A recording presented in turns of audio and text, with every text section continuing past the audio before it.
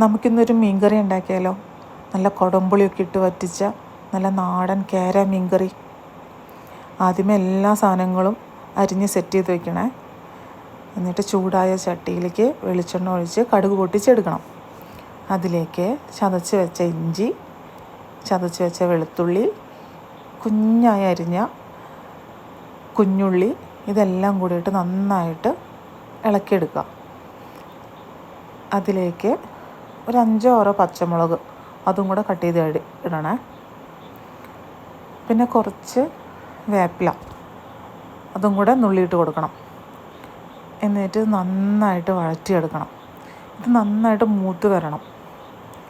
ഇത് നന്നായി മൂത്ത് വരുമ്പോഴത്തേക്ക് അതിലേക്ക് കുറച്ച് മഞ്ഞൾപ്പൊടി, കുറച്ച് മല്ലിപ്പൊടി ഏകദേശം ഒരു 2 ടീസ്പൂൺ ഉണ്ടാവേ.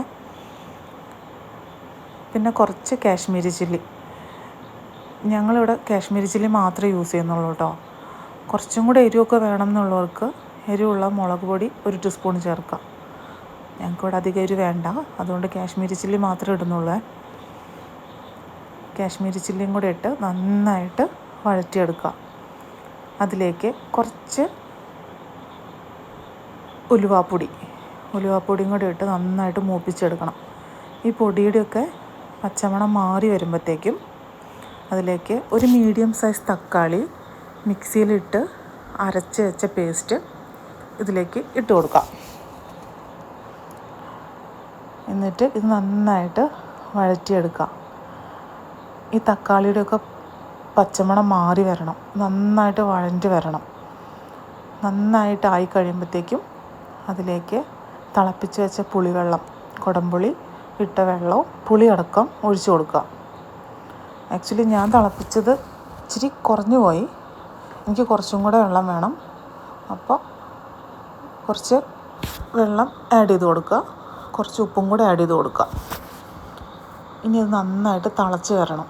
ഇത് നന്നായി തിളച്ച് വരുമ്പോഴത്തേക്കും അതിലേക്ക് നമ്മുടെ മീൻ കഷ്ണങ്ങൾ ആഡ് ചെയ്ത് കൊടുക്കുക. എന്നിട്ട് മൂടി വെച്ച് ഒരു 10 മിനിറ്റ് വേവിക്കുക. നന്നായിട്ട് വെന്ത് വരും 10 മിനിറ്റ് കഴിയുമ്പോഴത്തേക്കും. ഇപ്പോൾ റെഡി ആയിട്ടുണ്ടേ. അതിൻ്റെ മുകളിലേക്ക് ഒരു 2 തണ്ട് കരിവേപ്പില ഇങ്ങനെ വെച്ച് കൊടുക്കുക. ഇച്ചിരി പച്ച വെളിച്ചെണ്ണയും കൂടെ ഒഴിച്ച് കൊടുക്കുക. ഗ്യാസ് ഓഫ് ചെയ്യുക, മൂടി വയ്ക്കുക. 1 മണിക്കൂറൊക്കെ വെക്കാൻ പറ്റിയ നല്ല കേട്ടോ. എന്നിട്ട് യൂസ് ചെയ്യാം. ഒന്ന് ട്രൈ ചെയ്ത് നോക്കണം.